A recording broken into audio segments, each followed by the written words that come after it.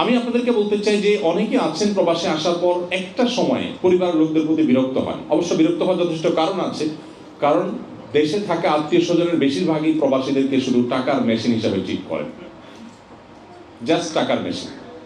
মনে করেন যে তারা শুধুমাত্র টাকা পয়সা দিবেন আর দেশে যারা আছেন তারা বসে বসে খাবেন।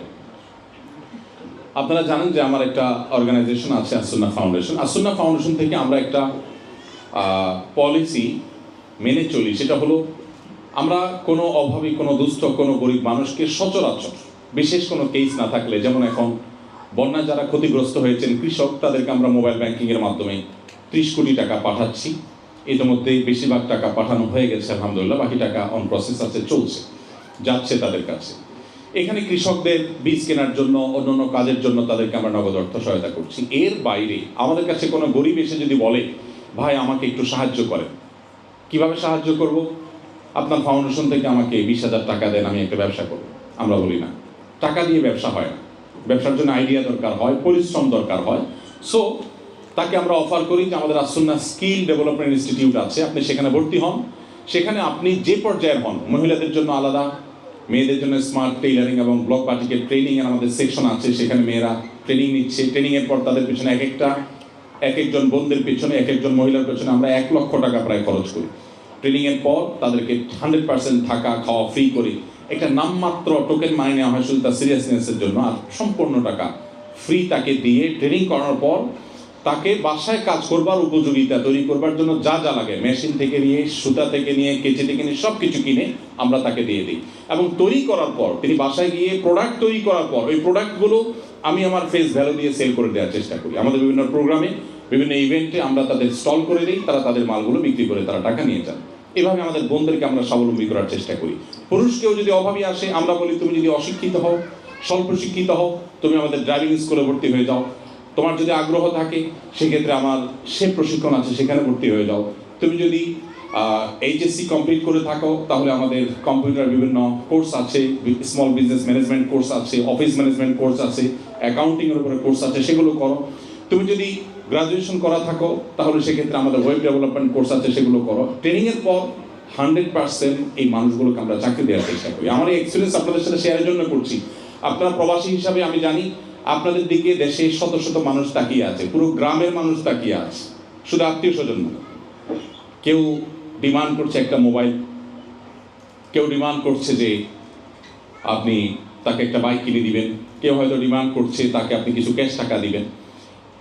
আমি আপনাদেরকে অনুরোধ করবো যে প্রবাসী হিসাবে আমাদের এই প্যারাটা নিতে হয়, কিন্তু এটার কারণে আমরা অনেকে বিরক্ত হয়ে আত্মীয় স্বজনের সাথে সম্পর্ক ছিন্ন করে দিই। আমি আপনাদেরকে বলতে চাই যে আপনারা এই জায়গাটাতে একজন মুসলমান হিসাবে আত্মীয় স্বজনের সাথে সুসম্পর্ক বজায় রাখার ক্ষেত্রে আপনাদেরকে নো কম্প্রোমাইজের লেভেলে যেতে হবে। কোনোভাবে আত্মীয় স্বজনের সম্পর্ক নষ্ট করা যাবে না। অনেক বোন আছেন যারা স্বামীদেরকে তাদের ভাই বোনদের সাথে সুসম্পর্ক বজায় রাখার ক্ষেত্রে বাধা সৃষ্টি করে বা অ্যাটলিস্ট মন খারাপ করেন যে এত কেন।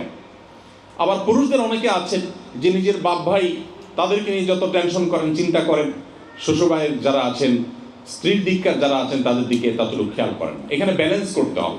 তবে আত্মীয় স্বজনের সাথে সুসম্পর্ক বজায় রাখা এটা আমাদের পার্ট অফ ইবাদাহ, এটা আমাদের ইসলামের পার্ট, এটা আমাদের ইবাদতের পার্ট। এই জায়গাটাতে কিন্তু পৃথিবীর অন্য সব জাতি থেকে আমরা আলাদা। এই জায়গাটা থেকে অন্য সবার থেকে আমরা অনেক উচ্চতায় আছি, আমাদের ইউনিকনেস অনেক বেশি। নবী সাল্লাল্লাহু আলাইহি ওয়াসাল্লাম বলেছেন যে মান সাল্লাহু আন ইউবসাতা লাহু ফি রিজকিহি আও ইউনসা লাহু ফি আথারিহি ফালইয়াসিল রাহিমা। যে ব্যক্তি তার রিজিকের বৃদ্ধি চায়, যে ব্যক্তি তার হায়াতে বরকত চায়, সে যেন তার আত্মীয়তার সম্পর্ককে রক্ষা করে চলে, সম্পর্কগুলো ছিন্ন না করে। আমি ফাউন্ডেশনের বিষয়টা এই জন্য এনেছি যে আপনারা অনেকে আছেন আত্মীয় স্বজনের টাকা পয়সা চাওয়ার কারণে বিরক্ত হয়ে যান। আমরা আপনাদেরকে বলবো যে আপনারা চাইলে ফাউন্ডেশনের প্রশিক্ষণের মধ্য দিয়ে তাদেরকে আপনি স্বাবলম্বী করতে পারেন। আমরা ফাউন্ডেশন থেকে স্বাবলম্বীকরণ প্রকল্প হিসেবে আরেকটা কাজ করে থাকি, যেটা 2024-এর স্বাবলম্বীকরণ প্রকল্প আমাদের ইতিমধ্যে ক্লোজ হয়েছে। সারা দেশের প্রত্যেকটা জেলা থেকে আবেদন করবার অবাধিত সুযোগ থাকে। সেখান থেকে আমরা প্রতি বছর 2 থেকে 2,500 ফ্যামিলিকে স্বাবলম্বী করে থাকি। যিনি গরু কিনে দিলে স্বাবলম্বী হবেন বলে মনে হয় আমাদের কাছে, তখন তাকে আমরা একটা গরু কিনে দিই। যার মনে হয় যে তাকে আমি কোনো একটা মেশিন কিনে দিলে তিনি স্বাবলম্বী হবেন, তখন সেটা কিনে দিই। আত্মীয় স্বজনের মধ্যে অনেকে আছেন যাদেরকে আপনাদের হেল্প করার সুযোগ আছে। আল্লাহ সুবহানাহু কাছে শুকরিয়া আদায় করতে হবে যে আল্লাহ আপনাকে এই সুযোগ দিয়েছেন। আপনি যদি এই সুযোগ না পেতেন, উন্নত দেশে না আসতেন, কিছু উপার্জন করতে না পারতেন, তাহলে সেক্ষেত্রে আপনাকে হয়তো অন্য কারোর কাছে ধর্ণা দিতে হতো, হাত পাততে হতো। সো বিরক্ত না হয়ে আমাদেরকে এখানে ধৈর্য ধারণ করতে হবে এবং নিজের দেশে থাকা রক্ত সম্পর্কে আত্মীয়দেরকে ভুললে চলবে না। এই জায়গাটাতে আমাদের খুব ভালো করে মনোযোগী হতে হবে। অনেকে আছেন প্রবাসী এসে একটা সময় নিজের ভাই বোন আত্মীয় স্বজন যারা আছেন তাদেরকে আর মনে রাখেন না, তারা এসে তাদেরকে ভুলে যান। তো এই জায়গাটাতে আমি আপনাদেরকে বিশেষভাবে অ্যাড্রেস করতে চাই।